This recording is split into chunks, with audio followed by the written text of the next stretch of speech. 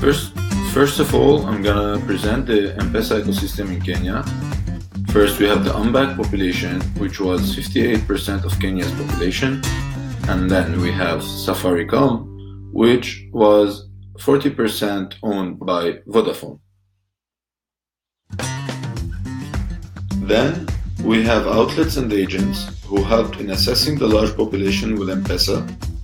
Next, the government of Kenya, who supported by enabling bankless transfers. And finally, Sagentia, who were the core producers and developers of M-Pesa. And now we're going to present the M-Pesa ecosystem in South Africa. First, we have the unbanked population, which was a point of strength in South Africa, with 20.1 million people in 2011. Then we have banks, because M-Pesa had to collaborate with the local banks. And then we have the government, which was not as friendly as in Kenya. They did not allow experimenting with the product and made it mandatory to collaborate with banks.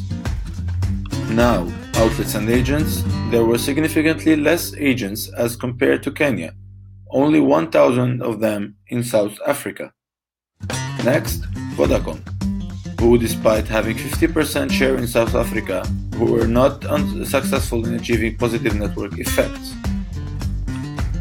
If we compare the two ecosystems, we can see that money had to be transferred through banks in South Africa. And M-Pesa was not the first nor the only provider on the South African market. Knowing that the economic situation in South Africa was more favorable compared to Kenya, M-Pesa was unsuccessful on the South African market. And finally, the mobile phone usage was higher in South Africa with 89% than in Kenya with 85%. Now we continue with the second question, that it was about which ecosystem risks were most salient in the low adoption of M-Pesa in South Africa. At first, we have strict banking regulation. This forced M-Pesa to partner with banks that offered little penetration among lower income groups in rural areas. A second important reason is fundamental misalignment between banks and mobile network operators. They had different business models respectively. Banks made profit from loans and deposit margins, while mobile network operators operate through transaction-based models. Furthermore, Vodacom M-Pesa could not partner with big banks because big banks feared M-Pesa would cannibalize their business, so small banks were the only hope.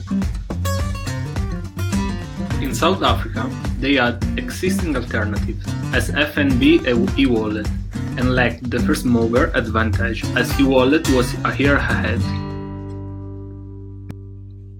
In comparison with e-wallet, who had all branches all over South Africa, M-Pesa had only 1,000 agents and were far away located from the user's workplace.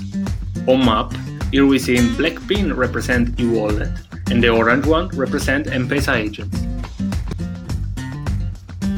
The South Africa Reserve Bank, owned by its government, were not much supportive either, as they mandated only banks were allowed to make any form of deposit, removing the independency of M-Pesa to operate as a single entity and enforce them to collaborate. Created using Powtoon.